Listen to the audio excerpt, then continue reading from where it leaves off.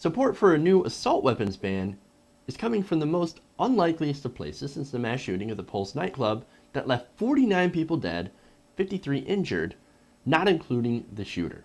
Now, this support comes from Fox News host Gretchen Carlson. Let's take a look. Every time we have a mass shooting, we talk about guns, right? Yes, the Orlando massacre was terror. But there's no doubt that Omar Mateen was able to kill so many people because he was firing an AR-15, a military-style assault weapon, a weapon easier to buy in the state of Florida than buying a handgun.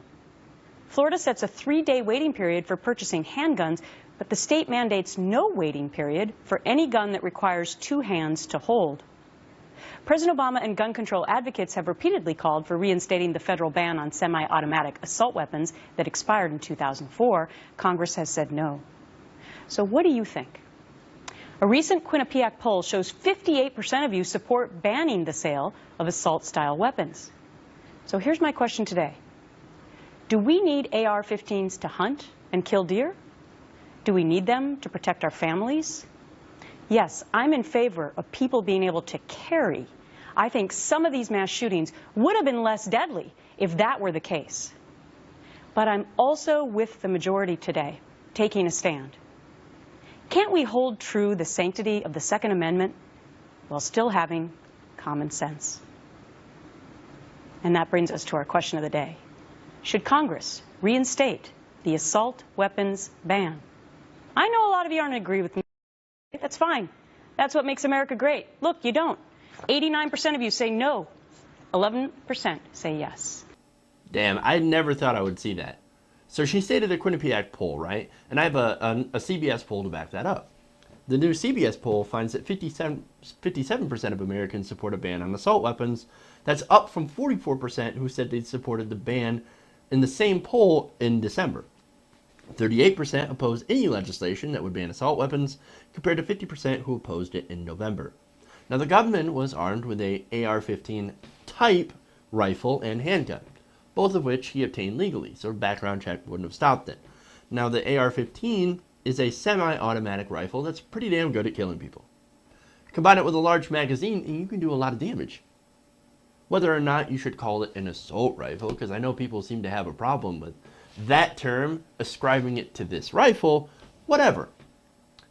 It seems like no matter what you call it, it's pretty clear that weapons like these with large magazines are pretty dangerous in the wrong hands. And even people on Fox News are pointing this out.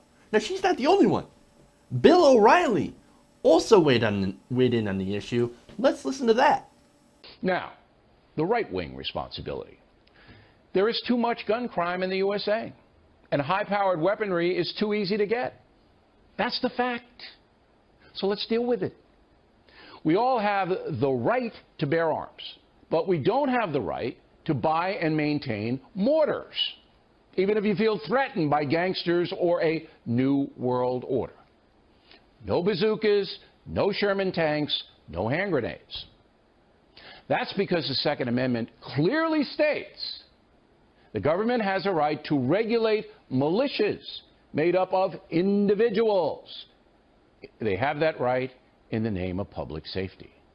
Therefore, Congress should debate what kind of weapons should be available for public sale. And the states, the individual states, should decide what kind of carry laws are good for their own people. New laws are definitely needed in the age of terrorism and mass murder. The FBI and other federal agencies need the power to stop suspected terrorists or other evildoers from buying weapons. That law needs to be very precise. Also, gun dealers all across America should be required to report the sale of certain kinds of guns, heavy weapons, directly to the FBI. Not handguns, not talking about that, but other weapons that would be defined by Congress.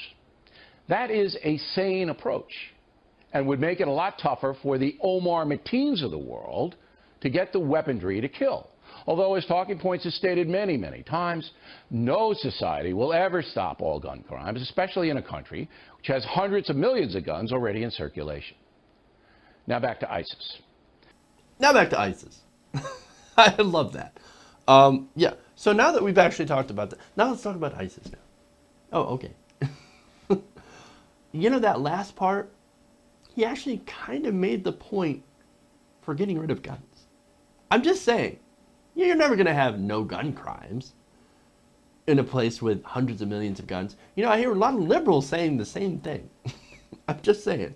But he does make some good points. Now, of course, this is going to be a hard sell for a lot of people, right? And I want to go back to that Fox News Online poll that Gretchen Carlson showed. 89% said hell no to a weapons ban. Hell no. Now, speaking of Gretchen, I do have another clip of Gretchen Carlson doubling down even after receiving all that severe blowback. And she's going to talk about that. Let's take a look. Yesterday, I startled many and pleased tons of others by saying I believe the assault weapons in this country, the ban should be reinstated. That's because I believe the gun control issue is not simply black and white, but complicated. I said I was still in favor of the Second Amendment and even concealed carry. Still, I knew I'd get comments like these. At Gretchen Carlson's Winnie, well, I guess that's supposed to be whiny, ass, should leave the airwaves forever. Your anti-American comments today were among the stupidest I've ever heard. And I did not realize she was that stupid. And of course, there were a lot worse ones with tons of F-bombs and worse than that even. But it's not the first time I faced criticism for standing up for what I believe in. In my book, Getting Real, I write about standing up when people called me fat as a kid, when people called me stupid after winning Miss America, and a bimbo for working at Fox News.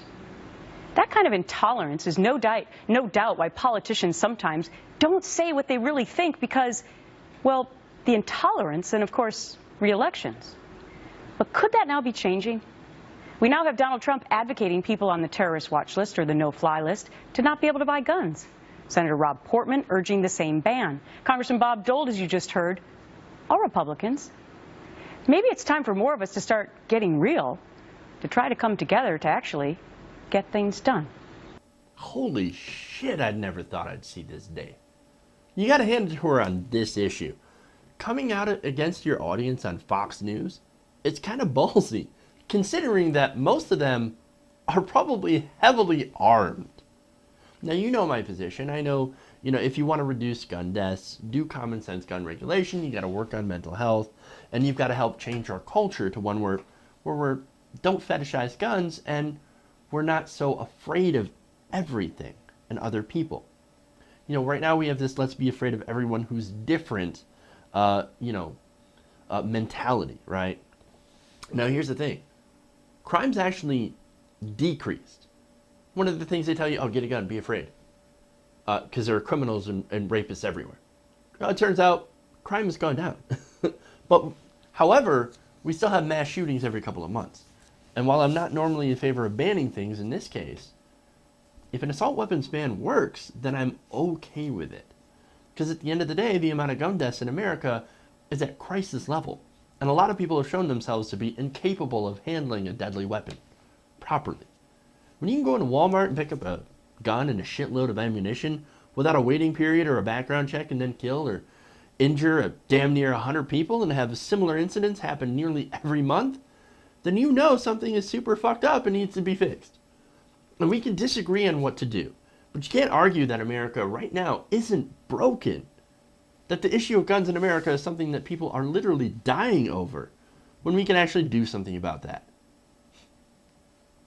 I'm not even talking about bans either, or even one specific case. Background checks don't solve all gun crimes. I understand that. Some people will get their hands on guns. I understand that. Now, here's the other thing. The only thing that would effectively solve all gun crimes, and you heard Bill O'Reilly kind of make that point, without actually making that point, is that, well, you can't stop all gun crimes when you have 100 million guns in the country. Well, the only thing that actually solves it is to get rid of all the guns. Now, we're not going to do that. I'm not even advocating for it. But you want the truth, that is the truth. Because at the end of the day, you can't get rid of all the shitty people that are willing to do harm. But the one thing you can get rid of is the guns.